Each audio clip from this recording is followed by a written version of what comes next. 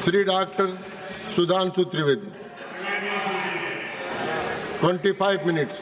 माननीय सभापति महोदय, मैं आज का प्रारंभ जो नेता प्रतिपक्ष जी ने शुरुआत की थी वहां से करना चाहूंगा। आज 16 दिसंबर है और आज के दिन भारत की ऐतिहासिक विजय का वो दिन है जिसके लिए मैं स्मरण करना चाहूंगा उन सभी पात्रों को जिन्होंने ऐतिहासिक विजय में बड़ी भूमिका निभाई, चाहे ढाका में पैराट्रूपर्स को लीड करने वाले जनरल जे जैकब या chief of the eastern command general Jagjit Singh Arora या भारत के चीफ उस समय सैम मानेकशॉ और श्रीमती इंदिरा गांधी।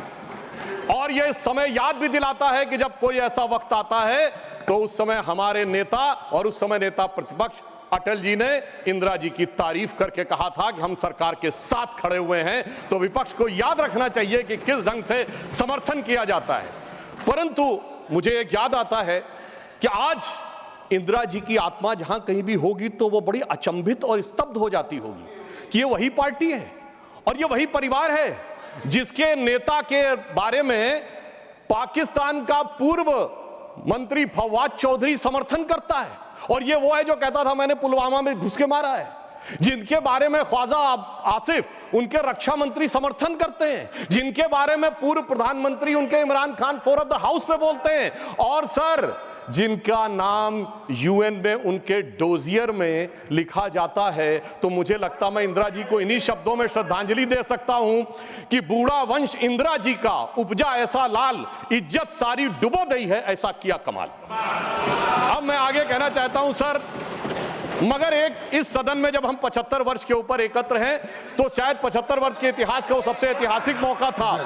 तो मैं ये कहना सर आपके लिए आगे सुनिए सर, आप अरे लीजिए आप सुनिए, मैं एक बताना चाहता हूं सर, एक महत्वपूर्ण बात ये थी कि एक तरफ 7th फ्लीट भेजा गया था और चंद दिनों के अंदर अमेरिका ने मान्यता भी दे दी थी। हमने 93,000 प्रिजनर ऑफ वॉर छोड़े मगर पीओके में कुछ नहीं कर पाए। चलिए वो एक अलग बात है। हमारे 54 प्रिजनर ऑफ वॉर पाकिस्तान में थे, वो नहीं मिल पाए। ये मुझे आज तक आश्चर्य है कि 93,000 दे के 54 नहीं ले पाए। सुलह की कौन सी शक्ल सुमरती रही। तो मैं इनकी पॉलिसी के लिए कहना चाहूंगा, अरे आपके नेताओं के लिए बोल रहा हूं, एक पंक्ति में कह रहा हूं, सुनिए, अरे बात तो सुनिए, काहे परेशान हो रहे हैं। मैं कह रहा हूं चीन छीन देश का गुलाब ले गया। पंडित नेहरू के लिए वो गुलाब का फूल लगाते थे। चीन छीन देश का गुलाब ले गया, ताशकंद में वतन का लाल सो गया और ये सुलह की शक्ल को संवारते रहे और जीतने के बाद बाजी हारते रहे। अब मैं आज के विषय पे आता हूं। संविधान के संदर्भ में अभी अभिषेक मनु सिंघवी जी जो ये बहुत कृपया आप बैठ जाए। अरे भैया सब दिखाई पड़ रहा है। देखिए मैंने तो इनके नेताओं की तारीफ की फिर भी नहीं हजम हो पा रही है इनसे, इसीलिए मैं कह रहा हूं। अब सुनिए, आज के हम संविधान के विषय पे आते हैं तो संविधान का सबसे पहला वाक्य है we the people of India, हम भारत के लोग। सभापति महोदय, अगर हम लोग और भारत इन 3 शब्दों का अर्थ समझ लें तो संविधान निर्माताओं का मूल भाव समझा जा सकता है। मगर अफसोस सर्वाधिक भ्रम इसी विषय को लेकर किया जाता है। अभी अभिषेक मनु सिंघवी जी ने बोला और कई वक्ताओं ने बोला कि ये बात का आशंका थी कि हम सरवाइव करेंगे कि नहीं डेमोक्रेसी में, मगर हम सरवाइव करने वाली बात नहीं। मैं आज के समय में अपने विपक्षी दलों से कहता हूं, पूरे ईस्टर्न हेमिस्फीयर में उठा के देखिए, बड़े देशों में sustainable absolute and vibrant democracy सिर्फ भारत है और जापान और ऑस्ट्रेलिया तो कॉन्स्टिट्यूशनल मोनार्की हैं। तो पूरे पूर्वी गोलार्ध में यदि देखा जाए तो absolute democracy, vibrant democracy, consistent democracy सिर्फ भारत है। और यह भी समझना चाहिए आज डेमोक्रेसी के अंडर में सर 34% पॉपुलेशन है विश्व की, जिसमें 17% अकेले हम हैं। We are the defenders of democracy in the entire world. कोई और नहीं है जिसे दूसरे नेता जाकर समझते होंगे। परंतु मैं यह भी बताना चाहता हूं, हम डेमोक्रेसी में सर्वाइव किए हैं तो यह कोई अनायास नहीं। कॉन्स्टिट्यूएंट असेंबली की डिबेट में डॉक्टर राधाकृष्णन ने कहा था, मैं कोट करता हूं, कि गणतांत्रिक व्यवस्था इस देश के लिए कोई नया प्रयोग नहीं है, यह इतिहास के आरंभ काल से भारत की व्यवस्था में थी। मैं बाबा साहब अंबेडकर को कोट करना चाहूंगा। उन्होंने कहा, लोकतंत्र की अवधारणा भारत के लिए कोई बाहर की अवधारणा नहीं है, it's not an align object. यह कोई अपरिचित चीज नहीं है, प्राचीन काल से भारत की व्यवस्थाओं में निहित थी। और उन्होंने बौद्ध संघों का उल्लेख किया। और मैं अपने सम्मानी मित्रों से कहना चाहता हूं, लोकतंत्र की व्यवस्था भारत में कहां से थी? 12वीं शताब्दी के कर्नाटक में भगवान वासवन्ना के अनुभव मंडपों को देखिए। चोल साम्राज्य में 8वीं और 9वीं शताब्दी में इलेक्टेड गांव के प्रतिनिधि होते थे, 6 कमेटियां होती थी जो इलेक्टेड ढंग से काम चलाती थीं। उसके पीछे जाइए तो वैशाली का गणराज्य, जिसका उल्लेख हमारे जदयू के अध्यक्ष जी ने भी किया, और उसके पीछे जाइए तो वैदिक काल में सभा और समितियां बैठकर इसी लोकतांत्रिक व्यवस्था के तहत कार्य किया करती थीं। तो बाबा साहब अंबेडकर जो ड्राफ्टिंग कमेटी के चेयरमैन थे, अगर उन्होंने इन सारी परंपराओं के चित्र उसमें रखे हैं, इसका अर्थ हुआ कि भारत की डेमोक्रेसी मूल रूप में वहां से आती है। वैसे मैं एक और चीज कोट कर दूं, भारत रत्न पूर्व राष्ट्रपति डॉक्टर प्रणब मुखर्जी जी ने भी जून 2018 में आरएसएस हेडक्वार्टर पे अपने भाषण में कहा था कि भारत ही लोकतंत्र का मूल है और वैशाली का गणराज्य विश्व का पहला गणराज्य था। अब मैं बताना चाहता हूं कि हम भारत कैसा है, क्योंकि हमारे विरोधी लोगों को थोड़ा विदेश की बात ज्यादा समझ में आती है, तो देश क्या कहता है उससे ज्यादा समझिए विदेश क्या कहता है। और मैं सिर्फ 2 ही बड़े लोगों के नाम लूंगा। चाइना, मैं कहता हूं कोई भी जाके चेक करे, चाइना में एंशिएंट चाइनीज में भारत का नाम क्या है? ट्यान जाओ, TIANZHOU। जाओ शब्द वहां पर केंद्र के लिए प्रयोग होता है, जैसे हमारी भारत में पुर, जयपुर, नागपुर, कानपुर वगैरह वगैरह। अब टियान जाओ अगर आप जाके आज सर्च करेंगे तो विकिपीडिया में कुछ उन्होंने घपला कर रखा है, सीधे सीधे लिख के नहीं आता, पर चाइनीज भाषा की डिक्शनरी में जाइए, TIN टियान का अर्थ है हेवन और जाओ का अर्थ है केंद्र। तो चाइना के एंशिएंट में माना जाता था भारत क्या है? It is the centre of heaven. Ancient Japanese में भारत का नाम है Tenjiku, that is the centre of heaven. और ये कहते देश ही नहीं था, और चीन भी कह रहा है और जापान भी कह रहे हैं कि ये देश तो वो है जो स्वर्ग का केंद्र था। अब मैं बताना चाहता हूं, मिडिल ईस्ट में, अरब में 8वीं और 10वीं शताब्दी में जितने भी बड़े बड़े अरब के राइटर्स हुए हैं, चाहे इब्ने असीर हो, इब्ने कसीर हो, इब्ने तबरी हो, इब्ने खल्दून हो, उन्होंने क्या लिखा है? अजीदुल रिहल उल इलामीन बिल इलादुल हिंद, यानी when I look towards the India the cool breeze of knowledge comes to us. तो इधर का भी, पूरब का भी बता दिया, पश्चिम का भी बता दिया, मगर हम क्या करें? आर्थर शोपेनहावर ने लिखा इंडिया के लिए कि यहां पर product of highest human wisdom की ऊपनिषदिक फिलॉसफी आई है। ये हमारा देश था, मगर अफसोस आज भी लोग ये कहते हैं कि जब माननीय प्रधानमंत्री जी ये कहते हैं कि Bharat is the mother of democracy, तो ये संविधान की मूल भावना के अनुरूप कहते हैं, मगर अभी भी कहीं कहीं लोगों को डिफेंडर्स ऑफ डेमोक्रेसी कहीं और से नजर आते हैं। इसलिए हमारे इस देश के लिए सभापति महोदय क्या कहा जाता था? गायन्ति देवः किल गीत कानी धन्यास्तुते भारत भूमि भागा स्वर्गापवर्गास्पद भाग हेतु भवंति भूयः पुरुषा स्वरत्वात्। अर्थात ये भारत भूमि धन्य है, देवता जिसकी स्तुति में गीत गाते हैं, क्योंकि स्वर्ग में रहने के बाद भी मनुष्य के रूप में जन्म लेने को यहां लालायित रहते हैं, क्योंकि हम मोक्ष भूमि है। और वैसे ऑन द लाइटर नोट मैं कहना चाहूंगा, जो लोग मानते नहीं है कि भारत डेमोक्रेसी कि वो कहते हैं इंग्लैंड के मैग्ना कार्टा 1215 से आया था, वो इंग्लैंड को मानते मदर ऑफ डेमोक्रेसी। तो सभापति महोदय मैं कहना चाहूंगा कि इंग्लैंड के पूर्व प्रधानमंत्री की मदर इन लॉ हमारी इसी सदन की सदस्य हैं, तो मदर ऑफ डेमोक्रेसी ना मानो तो mother in law of democracy ही मान लेना चाहिए। अब मैं ये कहना चाहता हूं महोदय कि ये देश कैसे एक था जो वी द पीपुल कहा गया है। मैं बताना चाहता हूं कि जब माननीय प्रधानमंत्री जी ने श्री राम जन्मभूमि का उद्घाटन करना था, तो उससे पहले वो दक्षिण के जिन मंदिरों में गए थे उसमें से एक तमिलनाडु का श्रीरंगम मंदिर है। उस श्रीरंगम मंदिर का महत्व क्या है? यह माना जाता है कि अयोध्या के जो कुल देवता हैं भगवान विष्णु, वो श्रीरंगम के रूप में वहां विद्यमान हैं, क्योंकि जब उन्हें युद्ध करना था, विभीषण का राज्याभिषेक करना था, तो अपने कुल देवता को वहां स्थापित किया। समझिए, अयोध्या के वो नरेश हैं पर कुल देवता तमिलनाडु में है। देश इस प्रकार से जुड़ता है। भगवान कृष्ण ने अपना शरीर छोड़ा द्वारका में और हृदय उनका जगन्नाथपुरी में है।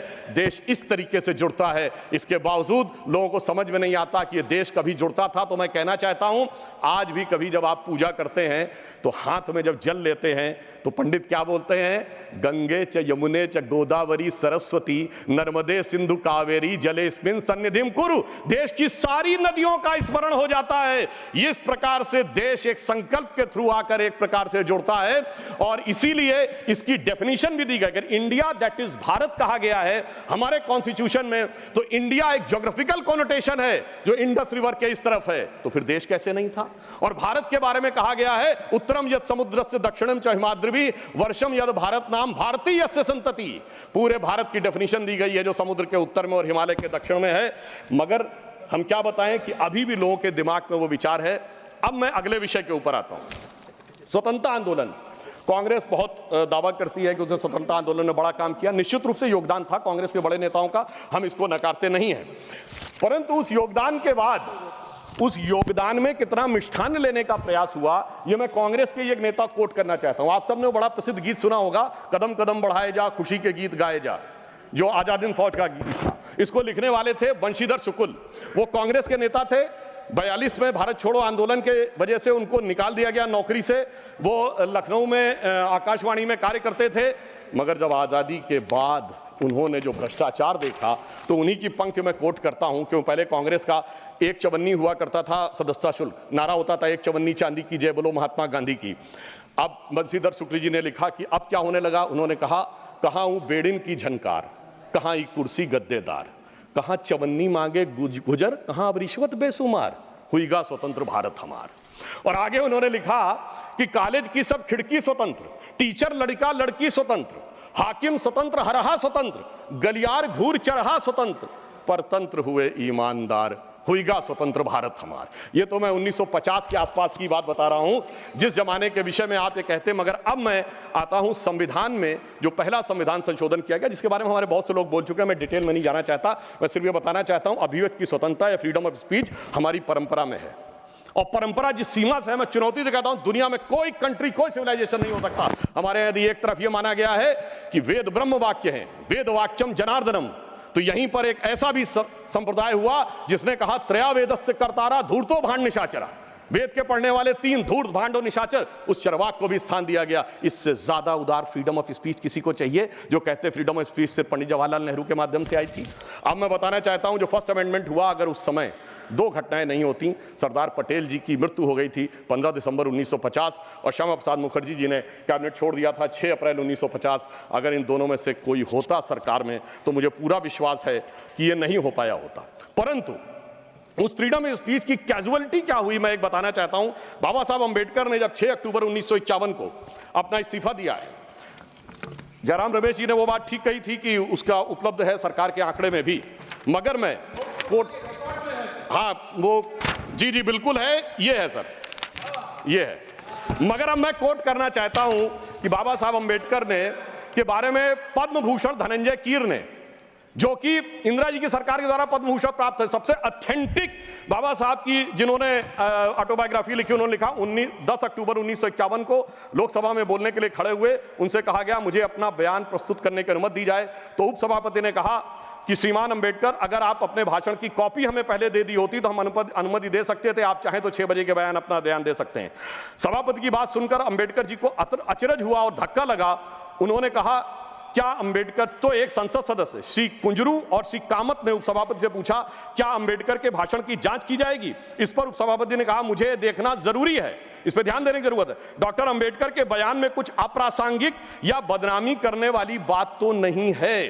तब डॉक्टर अंबेडकर ने गरज कर कहा कि मैं इस तरह की तानाशाही के आगे नहीं झुकूंगा, और यह कहकर वो सदन के बाहर चले गए और प्रेस में उन्होंने अपना वक्तव्य जारी किया। अब मैं दूसरा एक उदाहरण देना चाहता हूं। जो ये लोग बहुत बात करते हैं कि डॉक्टर अंबेडकर के विषय में इनके क्या विचार थे, मैंने अंबेडकर जी का विचार कोट किया। अब मैं कोट कर रहा हूं जवाहरलाल नेहरू जी का विचार, किसी अन्य का नहीं। जवाहरलाल नेहरू जी ने 16 जनवरी 1952 को चुनावों के उपरांत एडविना माउंटबेटन को पत्र लिखा। उसमें एक लाइन है, मैं कोट कर रहा हूं और सोर्स भी कोट करूंगा। On the other hand, in Bombay city and to the large extent in Bombay province, our success has been greater than expected. यानी वो चुनाव में विजय पर खुशी जाहिर कर रहे हैं। और आगे क्या कह रहे हैं? Ambedkar has been dropped out, यानी प्रसन्नता है कि अंबेडकर जी चुनाव हार गए। फिर मैं पूरा पत्र नहीं पढ़ रहा हूं, इसी पत्र में वो आगे लिखते हैं, the socialist combined with Ambedkar's party and thereby they lost their repute, यानी अंबेडकर जी की पार्टी से जुड़कर उनकी प्रतिष्ठा कम हो गई। और महत्वपूर्ण बात मैं ध्यान देना चाहूंगा सदन का, आगे वो कहते हैं but Ambedkar has combined with Hindu communalist, यानी वो कह रहे हैं अंबेडकर जी हिंदूवादियों के साथ आ गए थे। सर सोर्स है selected works of Jawaharlal Nehru series 2 volume 17 page number 35 to 37। मुझे लगता है शायद बहुत से बक्से जिनकी मांग की गई है वो इसीलिए हटा लिए गए हों कि हर बक्सा अंदर से बोलता हो कि बैठा हूं दिल में इतने राज छुपाए, जरा सा होठ हिले तो न जाने कितनों के दिल डगमगाए। अब मैं आगे ये बताना चाहता हूं सर, फ्रीडम ऑफ स्पीच को, वो विषय तो बहुतों ने कहा इमरजेंसी का, मैं आगे का विषय बताना चाहता हूं। इस देश में फ्रीडम ऑफ स्पीच को कर्टेल करने के लिए कॉन्स्टिट्यूशनल अमेंडमेंट लाया गया जो कभी हो नहीं पाया। वो था पोस्ट ऑफिस अमेंडमेंट बिल 1986, जिसमें यह अधिकार सरकार ने लिया था कि वो जिसकी चिट्ठी चाहे खोल के पढ़ सकती है और उसमें आपत्तिजनक हो तो उस पर कार्रवाई कर सकती है। जैसे कोई आज ये कहे कि व्हाट्सएप ईमेल मैसेज आपके कोई भी सरकार पढ़ सकती है और पढ़ने के बाद कार्रवाई कर सकती है, वो तो भला हो ज्ञानी जैल सिंह जी का जो उस समय राष्ट्रपति थे, जिन्होंने उस संवैधानिक व्यवस्था का उपयोग किया कि उन्होंने उसे वापस ही नहीं किया, इसलिए वो कभी वास्तविक अर्थों में आ नहीं पाया। दूसरा, मैं राजीव गांधी जी के समय का कोट करना चाहता हूं। 29 अगस्त 1988 को एंटी डिफेमेशन बिल आया, यानी कोई सरकार की आलोचना करेगा तो उस पर कार्रवाई होगी, मगर उस समय प्रबल विरोध के चलते हुए वो नहीं हो पाया। फिर मैं बताना चाहता हूं डॉक्टर मनमोहन सिंह जी ने आईटी एक्ट 2000 में सेक्शन 68A को अमेंड किया, जो सुप्रीम कोर्ट के द्वारा स्ट्रक डाउन कर दिया गया। अब इसके उपरांत मैं ये भी बताना चाहता हूं कि जो संवैधानिक व्यवस्था थी वन नेशन वन इलेक्शन की, ये टूटी कहां से थी? जब कांग्रेस में अंतरात्मा की आवाज जाग गई थी। 67 तक सारे इलेक्शन एक साथ होते थे, फिर एक ऐसा विचित्र हुआ कि अंतरात्मा की आवाज जागी और उस पार्टी की प्रधानमंत्री इंदिरा जी ने अपने ही पार्टी कैंडिडेट नीलम संजीव रेड्डी जी को चुनाव हरवा दिया। मुझे लगता है ऐसा विचित्र संवैधानिक उदाहरण भारत के इतिहास में देखने को नहीं मिलेगा। और मैं कहना चाहता हूं सभापति महोदय, उसके बाद इतनी अंतरात्मा की आवाज जागी कि निजलिंगप्पा, कामराज चौधरी, चरण सिंह चंद्रशेखर, मुरारजी देसाई पार्टी छोड़ दिए, 77 में देवराज अरस और बाबू जगजीवन राम पार्टी छोड़ दिए, तो फिर 90 में अर्जुन सिंह और एनडी तिवारी जी छोड़ दिए, शरद पवार छोड़ दिए, और कांग्रेस इतनी हो गई कि मुझे बचपन में याद है, मैं अटल जी की एक स्पीच सुनने गया था, उन्होंने कहा था कांग्रेस की तो आज स्थिति यह है, इतनी कांग्रेस है कि Congress R, Congress S, Congress O, Congress U, Congress मैं, कांग्रेस तू, कांग्रेस आई, कांग्रेस गई। अब मैं एक विषय में लेना चाहूंगा, वो विषय है जो कि संविधान में सर्वाधिक दुरुपयोग किया गया, वो विषय है सेकुलर। संविधान सभा में जब यह डिबेट हुई 15 नवंबर 1948 को, तो यह प्रस्ताव केटी शाह जी ने रखा कि सेकुलर शब्द इंक्लूड किया जाना चाहिए, मगर यह बात आई कि अगर सेकुलर वर्ड होगा तो माइनॉरिटी नहीं हो सकता, माइनॉरिटी होगा तो सेकुलर नहीं हो सकता, क्योंकि रिलीजियस माइनॉरिटी थियोक्रेटिक स्टेट में होती है, सेकुलर स्टेट में नहीं होती है। मगर इसके बावजूद उस विषय को आगे रखा गया और डॉक्टर अंबेडकर ने क्या कहा, मैं सिर्फ कोट करता हूं। उन्होंने कहा, mister vice president sir, I regret that I can not accept the amendment proposed by professor KT Shah and my objections are stated briefly. और वो उन्होंने आगे जाकर इस प्रकार से रिकमेंडेशन किया, यानी बहुत साफ बात थी कि उन्होंने इस शब्द को रिजेक्ट किया। मगर डेमोक्रेसी के सबसे काले दौर में, जब सारा विपक्ष जेल में था, मानवाधिकार समाप्त हो चुके थे, तब संविधान की उद्देशिका, जिसे डॉक्टर साहब अंबेडकर ने कहा था संविधान की आत्मा, उसमें चेंज किया गया। और फिर महोदय सिर्फ इतना ही नहीं रहा, जब से वो वर्ड आया उसके बाद क्या हुआ? उसके बाद तो इस देश में क्या हुआ कि पर्सनल लॉ बोर्ड आ गया।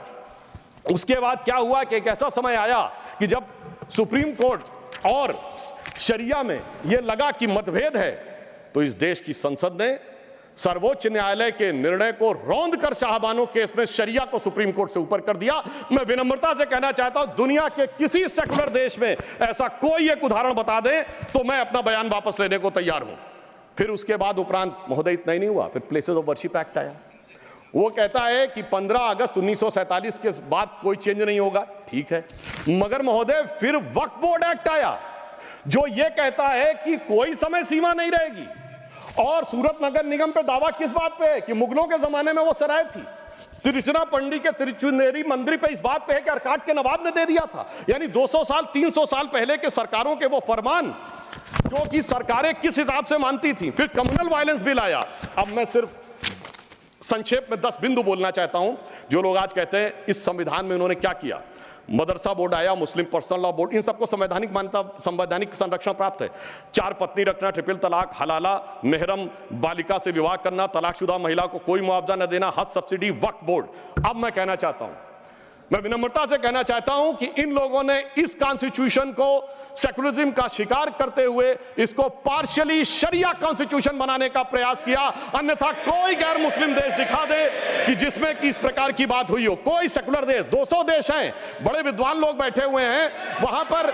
मैं बताना चाहता हूं, कोई उदाहरण बताइएगा जिस स्टेट में सुप्रीम कोर्ट से ऊपर शरिया हो। अब मैं बताना चाहता हूं, बड़े विद्वान लोग उधर बैठे हुए हैं, मुझे कोई जरूरत नहीं है 200 में सिर्फ 4 सेकुलर देश बताइएगा, मैं अपना बयान वापस ले लूंगा जहां शरिया सर्वोच्च न्यायालय से ऊपर हो। और मैं ये भी बताना चाहता हूं, इतना ही नहीं था सर, संविधान का अपमान आप लोगों ने किया। और मैं कहना चाहता हूं, जो लोग मनुस्मृति की बात करते हैं उन्होंने इसको मौलवी स्क्रिप्ट बनाने का प्रयास किया भारत के संविधान को। यह अपने आप में शर्मनाक बात है। शर्म उस समय आनी चाहिए थी जब इस तरह के परिवर्तन कर रहे थे। और मैं एक और बात कहना चाहता हूं, सभापति महोदय, टेक्निकल बात कह रहा हूं, मेरी बात गलत लगेगी तो मैं अपने बयान वापस ले लूंगा। सुनिए सर, वक्फ बोर्ड एक्ट में मुगलों के जमाने का फरमान को कॉन्स्टिट्यूशनल मान्यता प्राप्त है। यह वो संविधान था, वो सरकारें थी जिनमें जिम्मी का कॉन्सेप्ट था, जिसमें जजिया का कॉन्सेप्ट था, जहां के बादशाह गाजी की उपाधि लेते थे, सैकड़ों लोगों को मारकर। इवन अकबर ने भी गाजी की उपाधि दी है। यदि इस प्रकार की चीजों को तो मैं कहना चाहता हूं सर, मैं पूछना चाहता हूं, जिम्मी और जजिया के फरमानों को कॉन्स्टिट्यूशनल मान्यता देना क्या शरिया को संविधान में लागू करना नहीं है? इसीलिए मैं कहना चाहता हूं, सुधांशु त्रिवेदी जी के अलावा किसी का रिकॉर्ड में नहीं जाएगा। आज मामला, सभापति महोदय, आज मामला मनुस्मृति बनाम संविधान का नहीं है। संविधान के बाबा साहब की पहचान और संविधान के ऊपर शरिया के निशान की है। और इसीलिए मैं बिल्कुल ईमानदारी से कहना चाहता हूं कि इन लोगों को सुधांशु त्रिवेदी जी के अलावा किसी का रिकॉर्ड पर नहीं जाएगा। कृपया आप शांत रहें। मगर मैं यह भी बात स्पष्ट करना चाहता हूं, हम कोई मुस्लिम समाज के खिलाफ नहीं है, शांति से। अगर मुझे एक देश दिखा दीजिएगा जहां शरिया सर्वोच्च न्यायालय से ऊपर हो तब बात करिएगा। मैंने उदाहरण कोट किया है। अब मैं बताना चाहता हूं महोदय, हम मुस्लिम समाज के खिलाफ नहीं है। आज ही उस्ताद जाकिर हुसैन का देहांत हुआ है, उन्हें पद्म भूषण दिया, अटल जी की सरकार ने पद्म विभूषण दिया, मोदी जी की सरकार ने 2023 में। मैं पूछना चाहता हूं, ये बताइए, आपको अब्दुल रहीम खान खाना, रस खान, मलिक मोहम्मद जायसी, अशफाक उल्लाह खान, वीर अब्दुल हमीद, डॉक्टर APJ अबुल कलाम क्यों नजर नहीं आते? आज हमारे गवर्नर आरिफ मोहम्मद खान साहब हैं। मैं चैलेंज करके कहता हूं कि पॉलिटिकल क्लास में कोई उनसे बड़ा आलिम फाजिल मुस्लिम हो जो बात करके दिखा दे, मगर ये उसे नहीं मानते। हमने डॉक्टर कलाम को राष्ट्रपति बनाया, आलम इस्लाम में बैतुल हिकमत के बाद से पिछले 700-800 सालों में उनसे बड़ा साइंसदान नहीं पैदा हुआ, पर उसको नहीं मानते। ये किसको मानते हैं? जाकिर नायक, इशरत जहां, याकूब मेनन, बुरहान वानी। इसकी वजह से सारी प्रॉब्लम है। यहाँ सोच कट्टरपंथी जहनियत की है। और मैं सभापति महोदय ये एक और फैक्ट कोट करना चाहता हूं, इन लोगों को बहुत वो लगता है, तो मैं फ्रीडम हाउस रिपोर्ट, वैसे फ्रीडम हाउस में बहुत से लोग इनके मित्र लोग भी हैं, उसका annual survey of political rights and civil liberties 1999-2000 वो कहता है कि दुनिया में धार्मिक मान्यता का लोकतंत्र से क्या रिश्ता है। तो वो पेज नंबर 1011 पे लिखता है, there is a strong correlation between electoral democracy and Hinduism. वो कहता है कि जहां हिंदू धर्म है वहां पर ज्यादा डेमोक्रेसी, और उसमें Fiji, Guyana, Mauritius, Bharat, Nepal बहुतों को कोट किया है। और फिर उसने जो आगे कहा है वो इनको लगेगा, फिर उसने बुद्धिस्ट, व्हाट्सएप नहीं, मैंने कोट किया है रिपोर्ट के साथ, हवा में बात मत करिए। अब मैं आपको बताना चाहता हूं, और उन्होंने आगे एक और बात कही है। ब्रुकिंग्स ने अपनी रिपोर्ट में 2019 में मोदी जी के समय क्या लिखा है?